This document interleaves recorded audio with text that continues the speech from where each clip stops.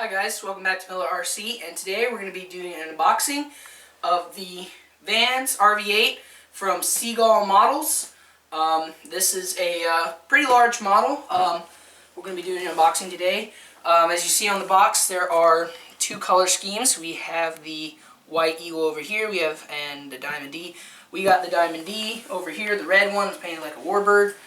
So it's a pretty big model, and there's not a lot of information about it. You can go to RC groups. There is a pretty good forum on this, but we're going to be doing an unboxing video, and we're going to show the contents that come with it. So, some of the specs: we got a 70-inch wingspan. The length is 58. Motor size is for electric, 91 glow engine. The website does say 20 cc, so you can put glow, gas, or electric. So it is a very versatile power setup model. And there's other specs here, like the radio system, where you're going to need 6 channels. You can opt to leave one out, which is the flaps, but you are going to need 8 servos for this. Yeah, that's about it. So we're going to go ahead and open the box here. Show you guys what it comes with. It actually comes with quite a bit for an ARF. And yeah, that is also, this is an ARF, so there are going to need some it is going to need some basic building skills for this, but it shouldn't be too bad. Decal sheet looks pretty nice, which I don't know if these are water slide or not, but whatever, they look pretty cool. And set those aside over here. We got wings and tail surfaces. And by the way, I already have opened this up and looked at all the contents. So some of the stuff is not in its original position when you get it, but you'll see what you can expect. We got 2 wing halves in here. Pretty nice. The bag here. Now, one thing is to be noted is all of the control surfaces on this airplane are not hinged for you. You do have to do some hinging work,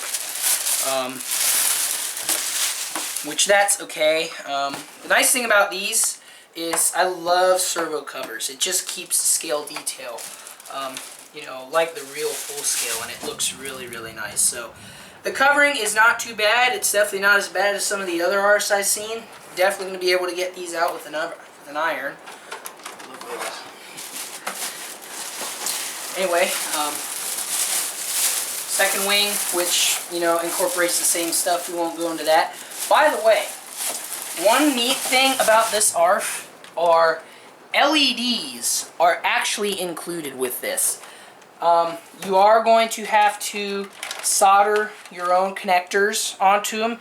And I'm guessing this is going to go directly to the receiver for power. We don't know. We are going to try it though. We are going to try them out and see what happens. The other wing, it's got LED and everything, so that's nice. Tail surfaces, the rudder I think comes in a separate bag, but we'll just show you most of these anyway. So these are the CA type hinges, which they're okay. They are pretty large, and the rudder looks really nice. I like the checkered pattern. The nice thing about these is these are all, I can definitely tell these are foam core and these are balsa sheeted, so they are very durable and heavy duty. So you do not have to worry about strength. Once again, pre-hinge, you have to hinge the horizontal stabilizers, which that's not hard. You can go online and find out how to hinge most airplanes. This is, we just kind of threw this in the box. It'll be in the hardware package. This is like the fuel tank holder. It holds it inside the fuselage, but we won't go into that right now. Control rods here, and a couple, there's one tube in here, looks like for a throttle. And they seem to be, they're painted, so that's nice. They're not silver. Which that will kind of keep the scale details of the model I think that's nice. Cardboard divider, like almost every airplane out there, especially every ARF. Now we get to pretty much the meat stuff, big stuff. Get out. Fuselage. Pretty large. It's pretty nice. Now one thing I'd like to go into detail, especially with pretty much all Seagull models, they use more of the traditional type of construction. You can see this entire thing is almost balsa sheeted. Yeah, it's pretty much entirely balsa sheeted. So that's I like that. That really kind of tells you that it should be a really strong construction airframe. So yeah, horizontal stabilizer slots there. They just bolt on. Right there, a tube's included. Rudder's going to go on top of there, so that's pretty nice. That looks all good. Hardware package, we got some wheel pants. Now, the one thing that I am going to be new to is there are no holes in these wheel pants. You're going to have to drill those out, which, if the manual tells you, it should be easy. I've never done that before, but we'll see. The wheels, they're kind of cheap. The plastic, they are a foam rubber mixture, but that's nice. But the plastic hubs, we may have to replace these wheels with good old Bros, but we'll have to see. Landing gear, these appear to be heavy-duty aluminum. Yep, two-piece. That seems to be a typical Seagull model thing. This is the electric firewall mount. Now, if you guys are looking to make this an electric airplane, one thing I recommend is you are going to have to probably make a battery hatch unless you don't want to take the wings off every time you need to change the pack out. This model really was not constructed for electric power, but they do give you the motor mount and everything for that if you want to. Here's something a little cool. Most ARF kits don't include this, but it does come with a pilot. They say it is hand painted. It's not the best looking in the world, but it's included, so it's nice. Looks like all I have to do is glue them in. Now here's one thing. I don't know if this comes standard. There are 3 tubes. I'm not sure what the third one is for. I know there's a wing, a horizontal stabilizer. I'm not really sure what this is for, but maybe we'll find out. I'm sure we'll find out. One thing I like is these are aluminum. Most of them are carbon fiber, but Seagull still once again wants to go with the traditional way, and that is aluminum. Hardware package again comes with screws and a motor mount for, it looks like this is a glow type engine, so I don't know if we'll incorporate this or not, but we can. It seems to be pretty good quality. Fuel tank, unfortunately for the engine, this is not going to be big enough. The engine I'm going to be running is a 4-stroke 120, which hopefully that should be enough power. And this fuel tank is not going to be big enough for it, but it's a big airplane. I'm sure we can fit bigger fuel tanks in there, so that won't be too big of a problem. They include a spinner, so that's nice. Be careful if these spinner screws are in here, so you might not want to lose them. Probably want to put them in a bag somewhere. Do you open them? These are the wheel collars and nuts and all that stuff for the wheel pants. And so we're getting to the end here. The canopy's in here, and you have to glue it on, but it seems to be pretty good. It's pretty flexible. So that's nice. It's nice and clear, it's for sure. So that's a pretty good feature there. Some more hardware. These are the LED light covers right here. They will go on the wingtips, which is pretty nice. Hardware package, we got all kinds of screws, wing bolts, control horns, piece of balsa wood, clevises, which are metal, which is pretty nice for Seagull to include, 90-degree push rod keepers, all of that good stuff. So looks like everything's here for the hardware. Tail gear in a bag. Looks looks like everything's included for that. It looks pretty heavy duty compared to the Edge 540 tail wheel. I am not a fan of that, so that's one thing they did improve. And here's a really nice feature, and it's just because of the RV-8's design. This airplane can incorporate a lot of different engines because this cowling is extremely wide. I'm almost confident you can fit almost anything in here without having to cut any holes. If you do, it'll still look pretty good. It looks nice though. You got nice scale, you know. I don't know what to call that. Maybe cowl flat, maybe. I don't know. But there are screw holes in here already, which that's a little... I didn't expect that from Seagull Models, but it's okay. So, I don't know if there's anything else. Yeah, I don't see anything else here. So, yeah, that is the unboxing video of the Diamond D Seagull Models RV-8. We will probably give you some build updates as we go along. We may not do a whole build video, but one thing's for sure, it's pretty stormy out there, so we have a lot of time and a lot of, yeah, we have a lot of time to definitely put this thing together. So, yeah, this has been Miller RC, and tune in next time. And by the way, I did forget that this does come with a manual, so you don't have to worry about that. I do know there are instructions online, so if you have a problem or it doesn't come with one, I do know there is one online. But I did want to mention it does come with an instruction manual.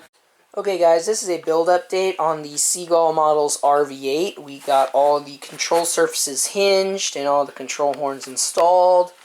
We also have the servos in, all 4 of them, and they installed great.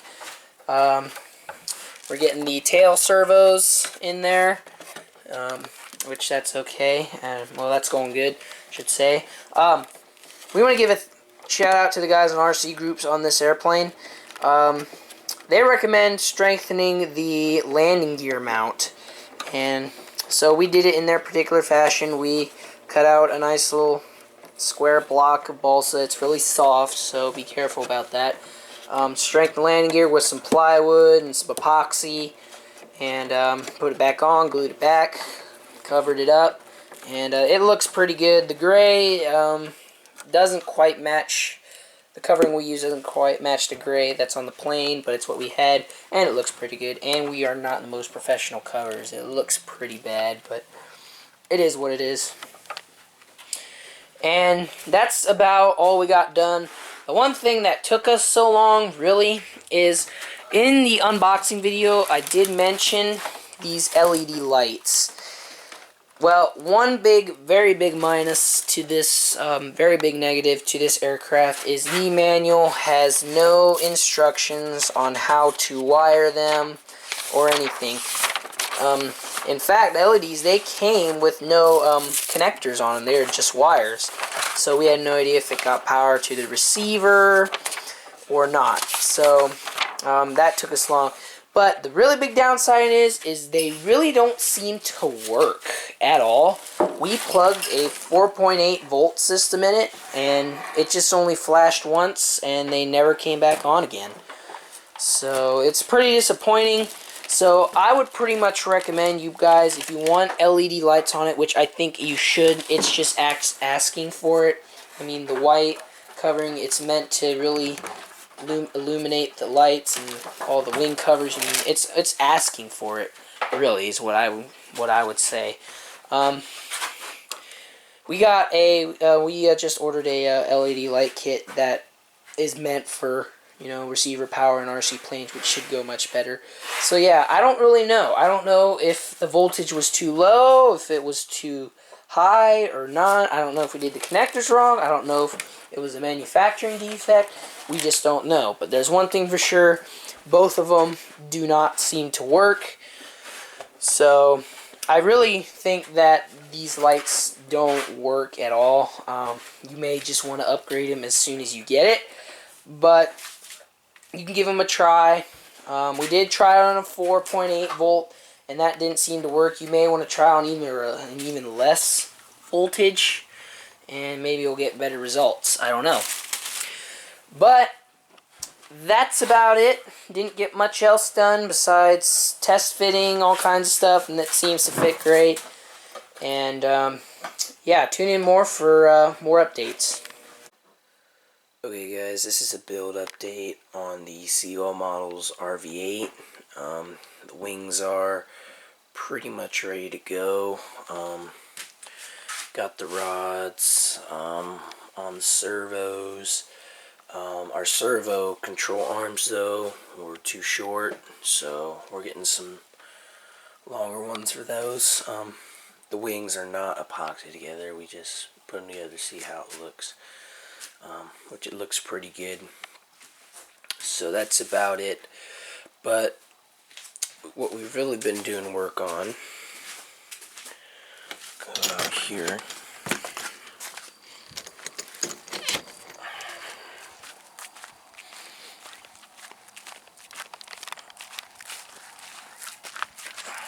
Try to be still here while I walk. Nice clouds. Anyway, we've been doing a lot more work on this over here. Yeah, we got the engine kind of installed on it. It's needs some repositioning. Our first positioning, it didn't work out so well. So I don't know. I think we're going to have to take this thing off completely and bolt it on again. I don't know. And by the way, I don't know, but we're using the Sato 120, and I think that should be good power for this plane.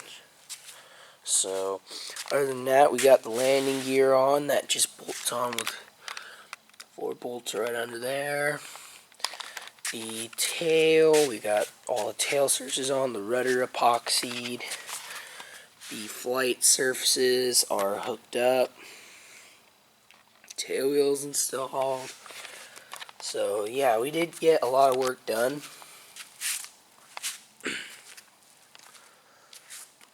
So yeah, that's about it, what we've done from last time. So stay tuned for more updates. It may be almost finished by then. Okay, here's the RV-8. We're getting it, the finishing touches pretty much just finished up. This is about 3 days of work. All we need to do is make a hole for our needle valve, so we can easily tune in the engine if we have to, because it can be a pain. You really want to have easy access to that. The wings are not epoxied together. We just screwed them down to the bottom with the 2 nylon bolts that are included. See if you can see them right there. Yeah, they're in there, and they work real well. All the flight surfaces are hooked up. We had to do a little bit more work on the flap servos, but we finally got all those problems resolved. Decals aren't on it. We permanently installed the engine, if I haven't said that already. Installed our glow driver here, on-off switch there. Got an easy fueler valve over on this other side. And yeah, she's been going together pretty well. So pretty much all we have to do is put on this lead weight, because if you read the forum on RC groups about this plane, you will know that about everybody who owns this plane has to have a nose weight with the recommended engine that they or with this size of an engine. We're using the 4-stroke 120. This is about 7.4 ounces of lead weight going into, so that needs to be into going into the nose, which that's okay. CG, if you need to know it, it's 88 millimeters. And where you can balance it is if you see this line right here, this seam where the covering, this is basically where the sheeting on the top leading edge ends, on like right here. It's just, you know, open not covered, not sheeted in balsa wood. That's a good balance point. It's just in front of the 88mm mark. So you can balance it there, and it should be good. So this plane right now, dry, it weighs 11.4 pounds, but when we put this on, we're going to be, or 11.3, sorry, we're going to be near 12 pounds when we put the lead weight on, but hopefully 12 pounds won't be too heavy for this plane. It should be. It is a very light wing loading. It's pretty wide wing root. I think this plane would, and the engine also would have no problem pulling 12 pounds. Well, here she is, all in all her glory, probably the best condition she'll probably be in. Yes, this is our pretty much completed, yeah, you can say completed, RV-8. We are just waiting for our light kit, because we only did tape the LED light comes on, so we'll take those off when we get our LED lights. But that's pretty much it. Got the engine repositioned on the mount, got the prop on securely, spinner, everything else, and she's flight worthy. And so yeah, build went pretty well. I want to talk over a few build notes and tell you what I didn't like. Pretty much the only hardest part was sticking on the canopy. I wish that was kind of installed from the factory, but you know what? It ain't too bad, and it looks pretty good. So yeah, thank you guys for watching, and it's been Miller RC, and tune in next time.